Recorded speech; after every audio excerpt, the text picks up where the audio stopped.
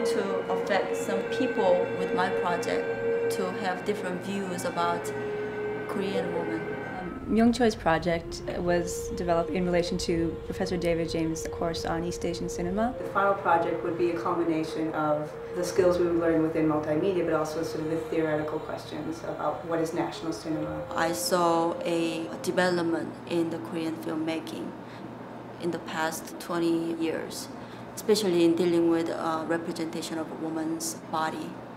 So the first stage will show the traditional way of treatment toward women and how the women were sexually abused and objectified. The master said, women and people of low birth are very hard to deal with. If you are friendly with them, they get out of hand. With the contemporary movies, at least there is a little change in that the directors depict women as empowered and self-aware actors. In this scene, the gangster woman covers her breast for a fight. Symbolically, she becomes a man. You have the interface of the woman's back, and then you can go to these, what she calls 4 different arguments about images of women in Korean cinema. I really like this body image because I think this body image say everything that I wanted to say in this project. Words and letters put on my body have no impact on my spirit. My spirit is strong. I wanted to give a frame. I created this circle and I put the movie clip underneath it. I just love that choice. The aesthetic of it is just amazing, but it also makes a point. She wanted to avoid just perpetuating those images, perpetuating the same sort of reactions to these images that she was seeing. She made the clips very short, so that the pleasure that might be gained from looking at these, to her, disturbing images were mitigated. She contextualized these images against quotes by women poets, critiquing the place of women in Korea, critiquing the fact that they might not always have a place to speak. 소리 없는 여자들의 몸은 여자들의 희생 문제를 암시한다.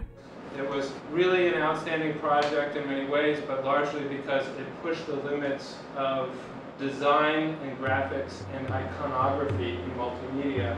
This is for the male symbol and this is for the female symbol, and I used those symbols throughout the whole project. Myung finished her project for the East Asian cinema course, and then a few students could continue on it and work on their project as an independent study. For this second semester version of the project, she went back and looked up much more specific types of poetry within the Korean tradition. These texts are more of the pains of what women have gone through and what they wish to be in the future.